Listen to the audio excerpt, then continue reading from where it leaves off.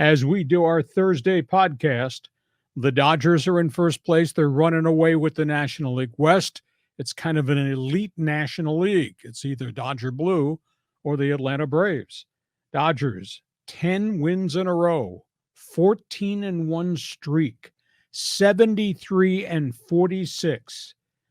They don't want to look too far down the road, but there was probably some mumbling in Dodger Stadium. Bring on those bleeping Braves. Because those two teams look like they're on a collision course in the National League Championship Series. Here's the amazing thing.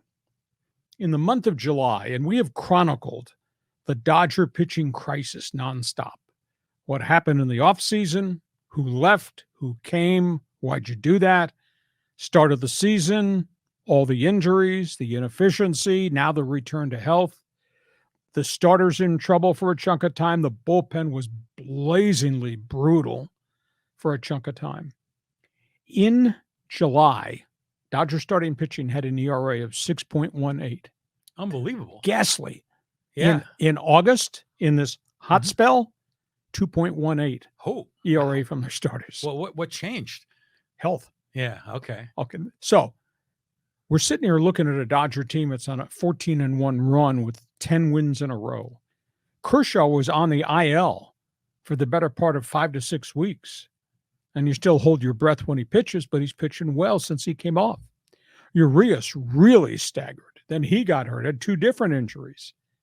On top of that, they obviously lost Dustin May very early in the process. That's 3 of your top starters out for large chunks of time. You would think that's death. Mm-hmm. And what happens? They call up the kids.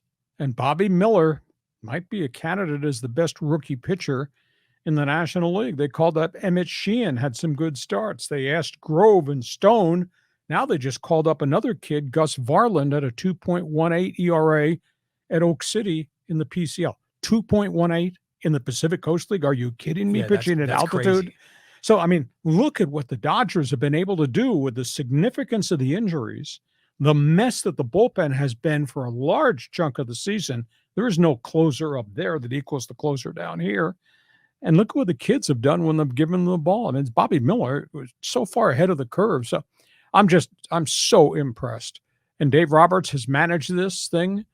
And Andrew Friedman has given him some extra things like the J.D. Martinez acquisition and the David Peralta acquisition. Those guys have won a chunk of games for them with one big swing. And you got Freddie Simmons and you got Mookie Betts. And I mean, it's kind of unique with all the negativity that the Dodgers had, most of it on the mound, that they are where they are. Yeah, I mean, they're a very impressive organization, and they're also in the top 10 with their minor league program. So Friedman has just done a great job. And, you know, those guys, they produce. I mean, you got to tip your hat to it. But you know what? When we post a lot of the video clips on social media, there is a battle going on between Padre fans and Dodger fans, smack talking, you know, just a lot of trash going on because, you know, everything seems to always go the Dodgers' way. And for the Padres, you know, they're like one of the most unlucky teams in baseball. So, you know, it's a regular season.